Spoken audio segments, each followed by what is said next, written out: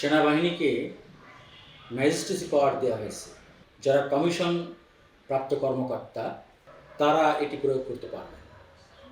এখন সবার মধ্যে একটা জিজ্ঞাসা যে ফৌজদারি কার্যবিধির যেসব ধারা উল্লেখ করে সেনাবাহিনীকে বেশ কিছু ক্ষমতা দেওয়া হয়েছে, আসলে ওই সব ধারায় ইন প্র্যাকটিক্যাল কী কী ক্ষমতা প্রয়োগ করার এখতিয়ার দেওয়া হয়েছে, তো সেটা আমি আপনাদেরকে জানাতে চাই। এর মধ্যে প্রথমে আছে ৬৪ ধারা। এখানে বলা হয়েছে যে ম্যাজিস্ট্রেটের উপস্থিতিতে অপরাধ সংগঠনকারী ব্যক্তিকে গ্রেপ্তার করার বা গ্রেপ্তারের নির্দেশ দেওয়ার এবং হেফাজতে রাখার ক্ষমতা। আমি এটা পুরোটা একটু করছিলাম, সেখানে আমি স্টাডি করে আমি দেখেছি মোটা দাগে। আমি অন্যান্য ধারাগুলোতে যাচ্ছি, তার আগে মোটা দাগে সেনাবাহিনীকে অপরাধীকে গ্রেপ্তার করার ক্ষমতা, যে কোনো ধরনের তল্লাশি করার ক্ষমতা দেওয়া হয়েছে এবং মক নিয়ন্ত্রণে, জনশৃঙ্খলা নিয়ন্ত্রণে যে ক্ষমতা প্রয়োগ করার কথা সেটিও দেওয়া হয়েছে। তারা প্রস্তুত গ্রেপ্তার করার ক্ষমতা বা গ্রেপ্তারের জন্য তিনি পরোয়ানা জারি করতে পারেন। ৮৩, ৮৪, ৮৬ ধারা ওয়ারেন্ট অনুমোদন করার ক্ষমতা বা ওয়ারেন্ট ধারার অধীনে গ্রেপ্তারকৃত অভিযুক্ত ব্যক্তিকে অপসারণের আদেশ দেওয়ার ক্ষমতা।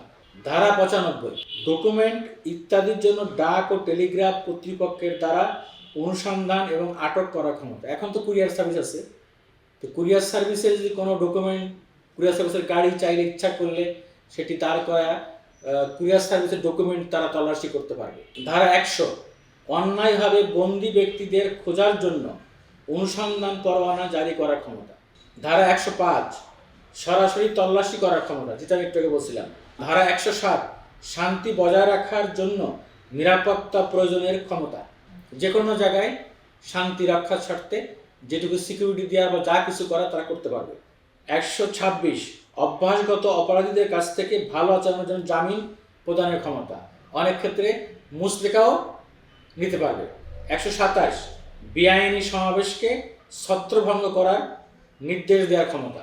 যে একটা জায়গায় সমাবেশ করছে বেআইনিভাবে, সেটাকে চাইলে সেনাবাহিনী সেটা অপসারণ করার নির্দেশ দিতে পারবে। ধারা ১২৮ ছত্রভঙ্গ করার জন্য বেসামরিক শক্তি ব্যবহারের ক্ষমতা।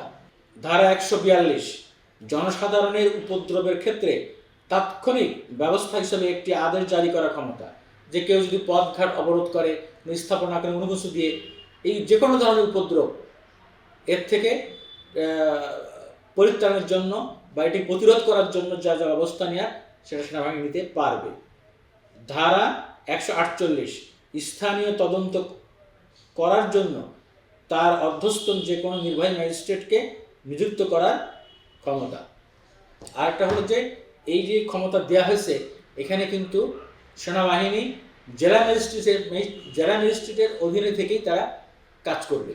তো আমরা মনে করতেছি যে এই ৫ তারিখের গণ অভ্যুত্থানের পরে পুলিশ যে নিষ্ক্রিয় হয়ে গেছিল, পুলিশ যে এখনও ওইভাবে কাজে ফিরতে পারে নাই, মোরালি অনেকের মধ্যে ধরনের ট্রমাও আছে। এক কথায় যে আইনশৃঙ্খলা বাহিনীর যে প্রধান ফোর্স পুলিশ, আমাদের পুলিশ বাহিনী, তারা এখন অনেক ক্ষেত্রে ইনঅ্যাক্টিভ।